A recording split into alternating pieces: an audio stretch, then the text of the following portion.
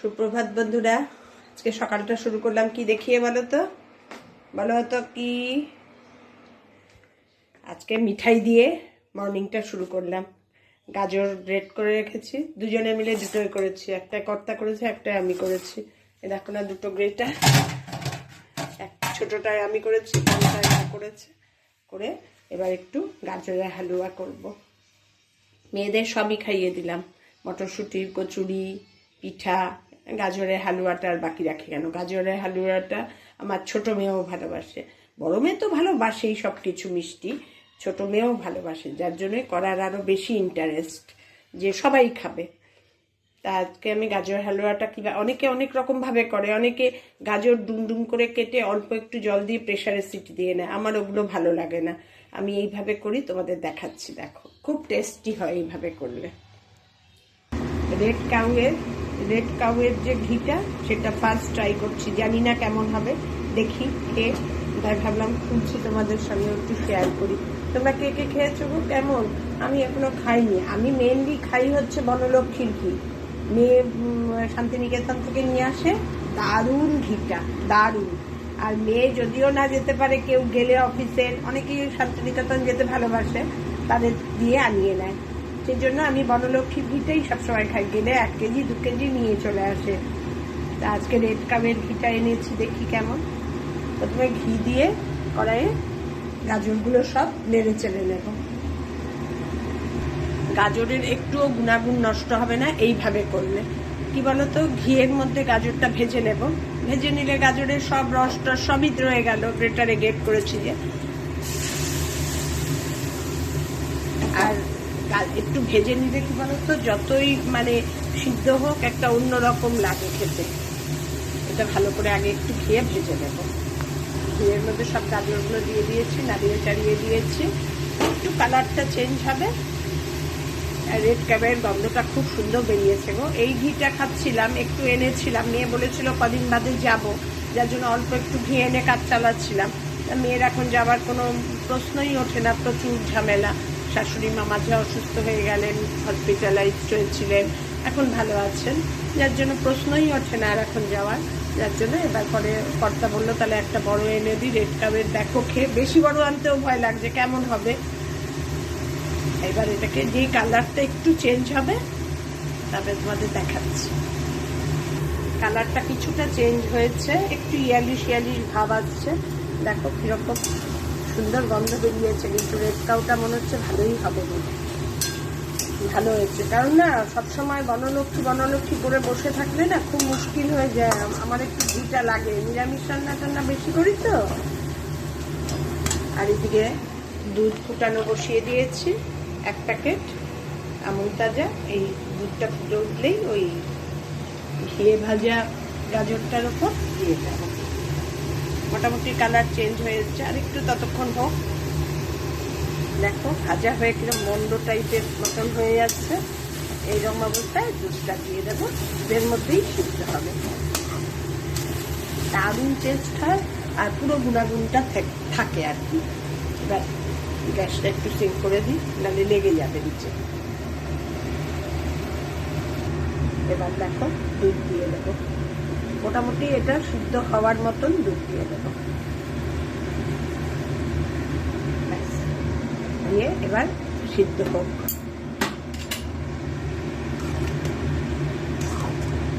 মোটামুটি অর্ধেক সিদ্ধ হয়ে গেছে, ভাজার সঙ্গে সঙ্গে মন্দ টাইপ হয়ে গেছিল। এবার এটা দুধের মধ্যেই সিদ্ধ হবে। দুধের মধ্যে যদি সিদ্ধ না করো না, সেই গাজরের হালুয়ার টেস্ট হয় না। আর আরেকটা জিনিস দিলে আরো সুন্দর হতো, ওপরে একটু নামানোর সময় মিল্ক পাউডারটা নেই, যার জন্য দিতে পারবো না। ক্ষীরও নেই, ওটা দিয়ে নামিয়ে নিলে দারুণ টেস্ট। পুরো ওপরটা মনে হচ্ছে খোয়া ক্ষীর ছড়ানো। যাই হোক, যেটা যেরকম ভাবে আছে তাই করবো, এতেও দারুণ টেস্ট হয়। করছি দেখো, চিনিটা একটু পরে দেবো, আর একটু সিদ্ধ হোক। দুধ দেওয়ার পর দুধ দিয়ে গ্যাসটা একটু সিম করে ঢেকে দিয়েছিলাম। এবার এর মধ্যে 200 মতন চিনি দিয়ে দেবো। অর্ধেক সেদ্ধ হয়ে গেছে, মোটামুটি সেদ্ধ হয়েই এসছে। এবার চিনিটা দিয়ে দেবো, কারণ চিনি থেকেও জল ছাড়বে। 200 মতন চিনি দিয়ে দেবো। এই মানে 500 মতন গাজর, তার সঙ্গে 200 চিনি। চিনিটা একটু বেশি পরিমাণে লাগে গাজরের হালুয়াতে। এই এরপর ঘি দিয়ে কাজু, কিশমিশ, একটু পেস্তা সব ভেজে ওপরে লাস্টে নামানোর আগে দেবো। এবার আবার একটু ঢেকে দেবো। চিনি দিয়েছি তো, আবার একটু জল ছাড়বে। গ্যাসটা সিমই আছে, সিম আছেই থাকবে। একটু ঢেকে দেবো। দেখো কি সুন্দর লাগছে দেখতে। পুরো গাজরের রস বেরিয়ে দুধের সঙ্গে মিশে পুরোটা থাকবে গুণাগুণ, কিচ্ছুও নষ্ট হয় না। চিনি দেওয়ার পর আর ঢেকে রাখা যাবে না, তখন শুধু নাড়িয়ে যেতে হবে, তা নিয়ে দুধ দিয়ে লেগে যাবে। চিনি দেওয়ার পর মানে যা গাজর নেবে, 500 যদি গাজর নাও, 250 চিনি, হাফ আর। যেহেতু দুধ ফুদ সবই দিচ্ছ, তারও মিষ্টি আছে। এভাবে না নাড়িয়ে গেলে নিচ দিয়ে লেগে যাবে। এখন তুমি সরতে পারবে না। ড্রাই ফ্রুটসগুলো সব রেডি করলাম। পেস্তা ছিল, পেস্তা, কাজু আর কিশমিশ, এগুলো একটু তরকা পাটে ঘি দিয়ে, যে ঘিটা রাখনা গলানোর জন্য রেখেছি, ঘি দিয়ে ভেজে ওপরে ছড়িয়ে দেবো নামানোর সময়।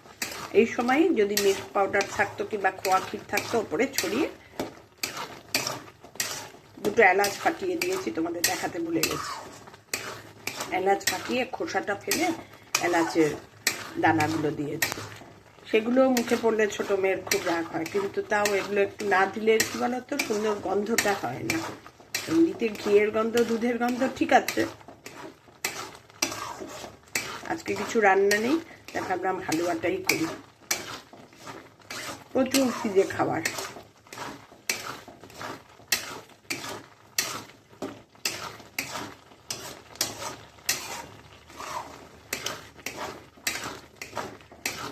এইভাবে কন্টিনিউ নাড়িয়ে যেতে হবে।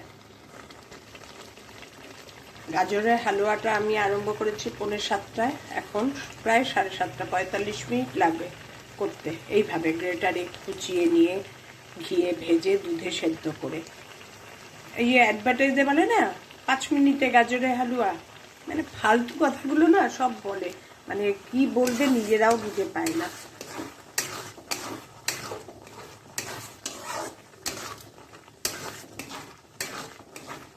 নিজে মিষ্টি খেতে এত ভালোবাসি, এই জন্য মিষ্টির আইটেম করার জন্য আর আমার কর্তা বকা লাগায়। এত মিষ্টির আইটেম জানে, করলে একটু তো খাবই। আর শোধরাবো না গো, শোধরাবো না। আমাদের আবৃত্তি ক্লাসের এই স্যাটারডেতে তো বন্ধ গেল, যার জন্য এবার কি হয়েছে, এবার আবৃত্তি দিয়েছে নতুন। আমাদের কম্পিটিশন হওয়ার একটা ব্যাপার হয়েছে। 28শে ফেব্রুয়ারি কম্পিটিশন, 3টে আবৃত্তি দিয়েছে, তার মধ্যে থেকে যে কোনো একটা সিলেক্ট করতে হবে। তা এখন আমি তো একটা সিলেক্ট করেছি, তা জানি না এবার এই স্যাটারডে ক্লাসে গেলে ম্যামেদের কাছ থেকে ঠিকমতো বলাটা শিখে নেব এবার। আর এই কম্পিটিশনে যোগ দেওয়াটা একদম বাধ্যতামূলক। রান্না করতে করতে গল্প করছি তোমাদের সঙ্গে, একদম বাধ্যতামূলক, যোগ দিতেই হবে সবাইকে। আমি তো দেবই, আমার তো ভালোই লাগে। আর এই হচ্ছে কথা। তাই দেখলাম কাব্যায়ন, ব্রততী পরম্পরায় থাকা মুখের কথা না, রীতিমতো তোমার স্টাডি করতে হবে। এই যে ভর্তি হলাম, একদিন ক্লাস করে আসলাম, একটু পড়লাম, নো, খুব ওরা খুব টেক কেয়ার করে, খুব প্রতিটা স্টুডেন্টকে ধরে ধরে, প্রতিটা স্টুডেন্টকে। আমার আর কোনো কিছু অসুবিধা হয় না, একটু মুখস্থর প্রবলেম, তাও এখন করতে করতে কি বলো তো হয়ে যাচ্ছে। প্রথম প্রথম খুব প্রবলেম হয়েছে, মুখস্থই হচ্ছিল না। এখন যেহেতু এখন একটা এর মধ্যে আছি, করতে করতে এখন অভ্যাস হয়ে গেছে। গল্প করতে করতে আমার হালুয়াও কমপ্লিটের পথে রাখো। একদম এই টেক্সচার হবে। এবার নামিয়ে ফেলবো। এবার ঠান্ডা হলে আর একটু জমে যাবে। এর মধ্যে কিচ্ছু কিন্তু নেই, শুধু গাজরের রস, ঘি আর দুধ আর চিনি। চিনিটা গলছে বলেই একটু এরকম। কমপ্লিট নাড়িয়ে গেছি জানো, মিনিট 15 ধরে টানা নাড়িয়ে যাচ্ছি। দুধে সেদ্ধ হওয়ার পর চিনিটা দেওয়ার পর আর একদম থামা যাবে না, নিচ দিয়ে লেগে যাবে। এবার হয়ে গেছে। এবার পাশের গ্যাসে নামিয়ে এর মধ্যে একটু তড়কা পটে ঘি দিয়ে ড্রাই ফ্রুটসগুলো ভাজবো, ভেজে ওপরে ছড়িয়ে দেবো। গ্যাসটা একদম সিম করে দিলাম। তড়কা পট বসিয়ে দিয়েছি ধুয়ে টুয়ে। এবারে ঘিটা দিয়ে দেব, অনেকটাই আছে, এটা দিয়ে হয়ে যাবে। এটা ছোট এনেছিলাম, জঘন্য ঘিটা, কি ঘি কে জানে। দোকান থেকে বলেছিল এই ঘিটা নিয়ে দেখুন ভালো, তার জন্য কর্তা তখন আমাকে ফোন করলো। আমি বললাম যে মর্টন, জঘন্য, কোনো গন্ধই নেই। তারপরে আমি বললাম যে আনলে ছোট ডিব্বা যদি থাকে আনো, তা না হলে দরকার নেই। খেয়েছি জঘন্য, তার জন্য আর বারণ করলাম। তারপরে আবার বললো রেড কাউটা আছে, ওটাও নিতে পারেন, ওটাই নেব, ওটাই আনলাম। ভালো, রেড কাউটা ভালো। যেটা আনবো সেটা যদি খেয়ে ভালো না লাগে না, একদম রাগ হয় আমার। চিমনিটা চালিয়ে দিই, না চালালেই এক্ষুনি ঘিয়ের তো ধোয়া ওঠা আরম্ভ হয়ে যাবে। ঘিয়ের মধ্যে একদম গ্যাস সিম করা, কিন্তু বাড়ালেই একদম পুড়ে যাবে। ঘি দেওয়ার তো, ঘিয়ে সব কিছুই তাড়াতাড়ি হয়ে যায়। একটু পেস্তা, একটু কাজু আর একটু কিশমিশ সব মিশিয়েই দিয়েছি।